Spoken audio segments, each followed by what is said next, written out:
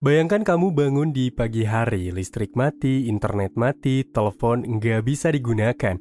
Radio hanya berisik statis, lalu di hari kedua, hari ketiga, bahkan berminggu-minggu, dunia perlahan menghilang.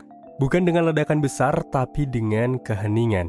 Tidak ada zombie, tidak ada virus, hanya kamu, saudaramu, dan kesunyian hutan, bahkan dunia yang dalam kegelapan. Buat kalian yang baru menemukan channel ini, salam kenal semuanya. Dan buat yang terus setia hadir, terima kasih banyak udah terus betah di channel ini. Jangan lupa like dan komen di bawah kalau kalian suka dengan konten seperti ini. Jadi, tanpa berlama-lama lagi, mari kita mulai ke ceritanya dan selamat menonton.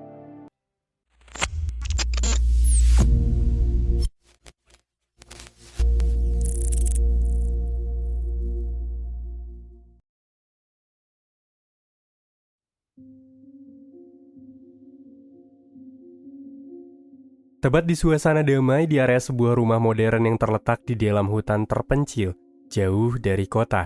Di dalamnya tinggal dua bersaudara, yaitu Neil, seorang siswi remaja yang cerdas dan tekun belajar, dan Eva, kakaknya seorang penari balet berbakat. Mereka tinggal bersama ayahnya, yaitu Robert, seorang pria bijak dan penyayang. Dunia terlihat sudah sangat modern dan mengandalkan internet bahkan listrik, sama halnya dengan sistem di rumah ini. Suatu malam, listrik tiba-tiba padam. Mereka tidak panik karena pemadaman seperti ini biasa terjadi. Tapi keesokan harinya masih belum kembali, dan hari-hari berikutnya tetap gelap. Internet hilang, telepon tidak terhubung, dan mobil pun tidak bisa digunakan karena pom bensin tidak beroperasi. Listrik yang menjadi jantung kehidupan kini lenyap. Mereka menyalakan radio darurat dan mulai menyadari bahwa ini bukan pemadaman biasa. Bahkan radio-radio menjelaskan jika 300 juta orang telah merasakan dampak pemadaman ini.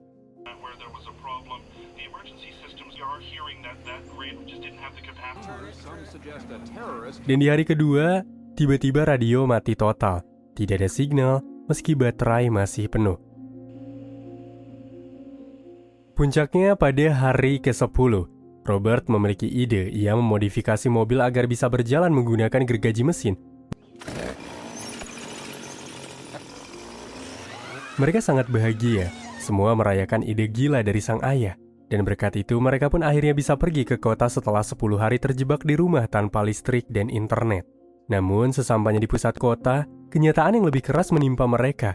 Toko-toko hampir kosong, bahkan makanan dan kebutuhan pokok sudah habis. Situasinya jelas lebih parah dari yang mereka bayangkan. Untungnya Robert membawa cukup uang untuk membeli bensin dan beberapa barang dari pemilik toko bernama Stan yang masih punya sedikit stok tersisa. Bahkan mereka pun mendapatkan lilin secara percuma. Orang-orang belum menunjukkan kepanikan karena menganggap bencana ini akan segera berakhir. Okay, Pumpkin. Hey, Nell.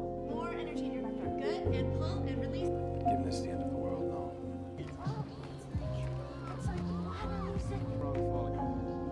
All right, Daddy.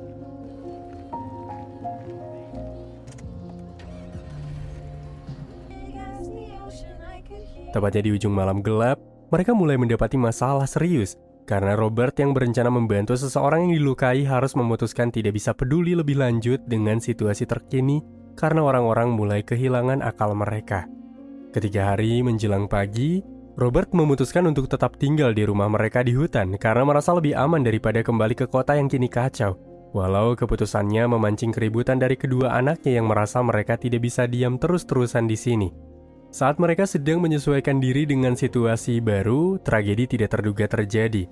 Robert harus terluka parah ketika sedang menebang pohon untuk kayu bakar. Dalam kecelakaan itu, gergaji mesin melukai kakinya secara fatal. Dalam kondisi kritis, Robert tahu bahwa hidupnya tidak bisa diselamatkan. Kedua anaknya hanya bisa menangis dan memohon agar ayah mereka bertahan. Tetapi takdir berkata lain. Robert meninggal dunia di depan kedua putrinya, yang kini harus menghadapi dunia yang rusak tanpa figur pelindung, membuat mereka sangat terpukul dan ketakutan.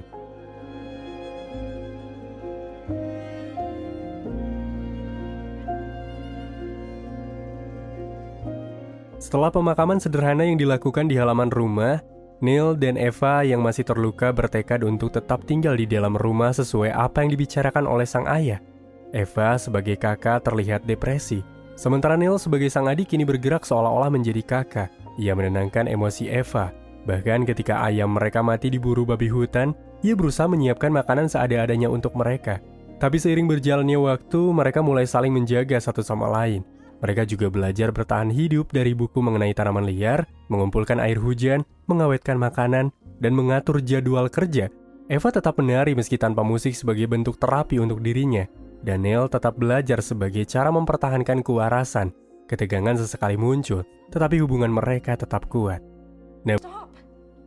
Stop!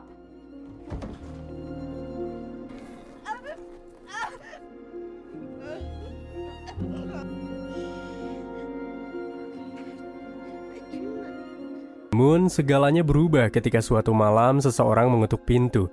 Neil yang penuh waspada mengambil senjata milik ayahnya, sementara Eva berdiri di belakangnya. Ketika dibuka, mereka melihat itu adalah Ellie, teman lama Neil, dengan membawa tas berisi penuh makanan. Kedatangan Ellie membawa sedikit kehangatan ke dalam rumah itu. Hari demi hari, Ellie bercerita tentang keadaan kota yang semakin memburuk. Banyak orang yang meninggalkan rumah mereka dan berjalan menuju timur, ke lokasi yang katanya lebih aman. Sejak kedatangan Ellie, Neil menjadi sangat bahagia, tapi tidak dengan Eva yang terlihat benar-benar frustasi.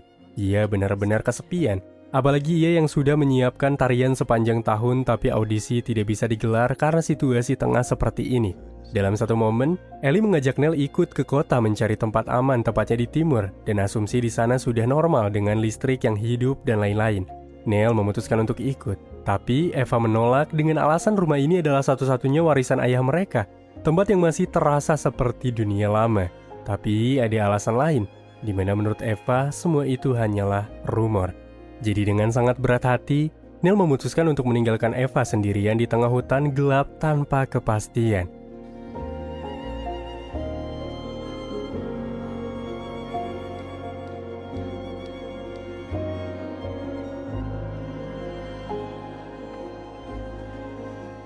Namun di tengah-tengah perjalanan, pikiran Neil terus dihantui bayangan kakaknya. Ia tidak bisa mengabaikan rasa bersalah karena meninggalkan Eva sendirian. Neil benar-benar putus asa. Pikirannya tidak bisa ia lawan. Keesokan paginya, Neil mengubah segalanya. Ia memutuskan untuk kembali ke rumah, meninggalkan Ellie demi bisa bersama kakaknya.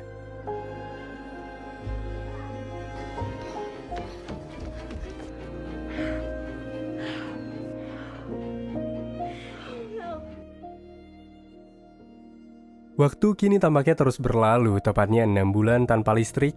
Kini Eva dan Neil sepenuhnya bergantung pada alam untuk bertahan hidup. Mereka memakan tumbuhan yang dipetik dari hutan dan menggunakan kayu untuk menjaga rumah tetap hangat. Bahkan hubungan kakak beradik ini berubah menjadi sangat antusias.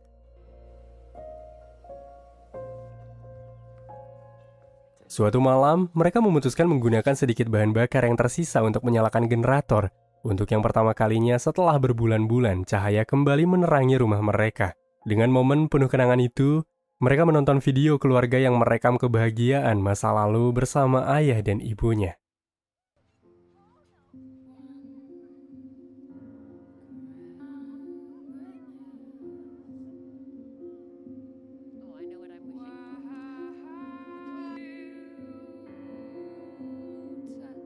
Beberapa jam kemudian, listrik kembali padam, membawa mereka kembali ke kegelapan.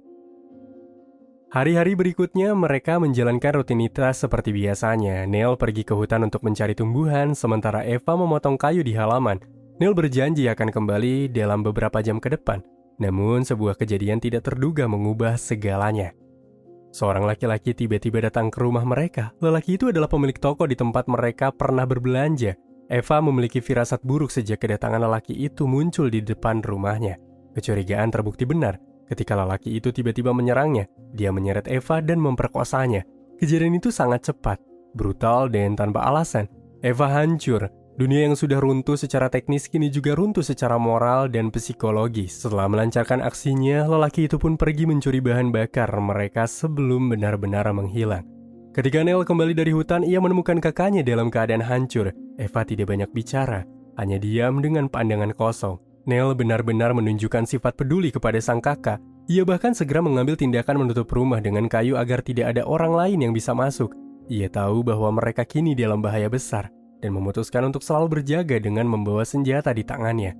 Namun, Eva yang dulu ceria kini berubah total. Ia tidak bisa diajak berbicara, bahkan takut disentuh oleh Neil. Neil mencoba berbagai cara untuk menghibur kakaknya. Ia bahkan menyalakan generator menggunakan bahan bakar yang ia sembunyikan. Ia kini tak hanya menjadi saudara, tapi juga bidan, pelindung, dan satu-satunya orang dewasa yang bisa diandalkan Eva. Namun, usahanya sia-sia. Eva tetap murung, tenggelam dalam traumanya yang seolah-olah tidak dapat terobati. Berbulan-bulan berlalu dan dunia masih tetap tenggelam dalam kegelapan tanpa listrik. Makanan semakin menipis, dan trauma yang dialami Eva belum sepenuhnya hilang. Ia bahkan merasa takut untuk sekedar keluar rumah, apalagi mendekati tempat di mana peristiwa mengerikan itu terjadi. Namun, suatu malam, air mata yang selama ini ia tahan akhirnya tumpah ruah. Eva menangis melepaskan beban dan ketakutan yang menumpuk di hatinya. Lalu kelegaan perlahan mengalir. Keesokan harinya, ia mencoba untuk makan lagi. Neil yang melihat itu pun merasa lega, terutama saat Eva mulai makan dengan sangat lahap. Tak lama setelah itu, Eva mulai merasakan mual dan bergegas ke kamar mandi. Rasa mual itu terus berlanjut, dan akhirnya mereka berdua pun menyadari apa yang sebenarnya terjadi jika Eva tengah hamil. Meski dunia sedang dalam kekacauan, Neil terus berusaha menjaga sang kakak dalam keadaan baik-baik saja. Ia bahkan memburu babi dan mempelajari cara pengolahan daging dari sebuah buku yang ia baca. Ia benar-benar menjadi pelindung bagi sang kakak.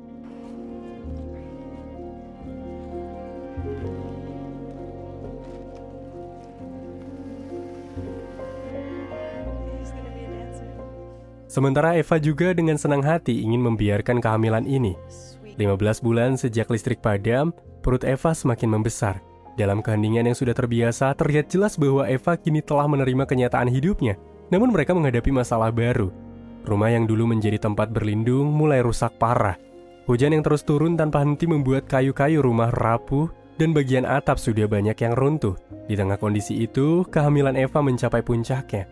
Ia mengalami kontraksi hebat. Rasa sakit itu menandakan bahwa waktu melahirkan telah tiba. Namun mereka tahu rumah yang hampir hancur ini tidak lagi aman. Dengan penuh keberanian, Neil memutuskan untuk membawa Eva ke rumah pohon di tengah hutan. Di tengah hujan badai yang deras, kondisi yang sederhana dan tanpa bantuan medis, Neil berusaha membantu kakaknya yang hendak melahirkan.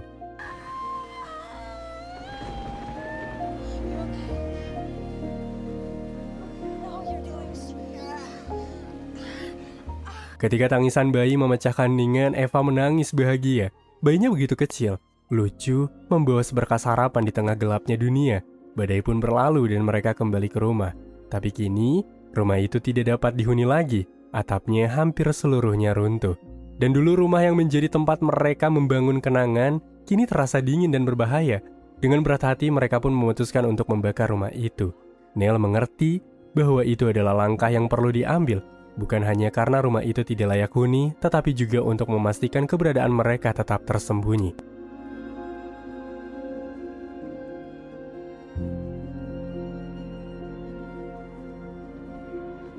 Di dalam hati, Eva masih dihantui rasa takut jika pemerkosa itu kembali.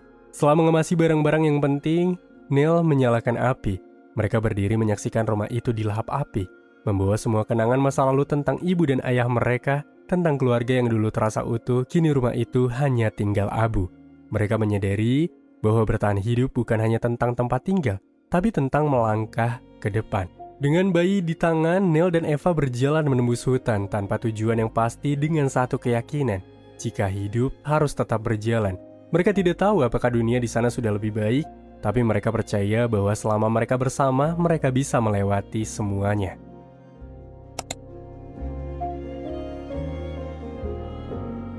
Into the Forest bukan sekedar film survival, ini adalah meditasi tentang kehilangan, kemandirian, dan terutama harapan.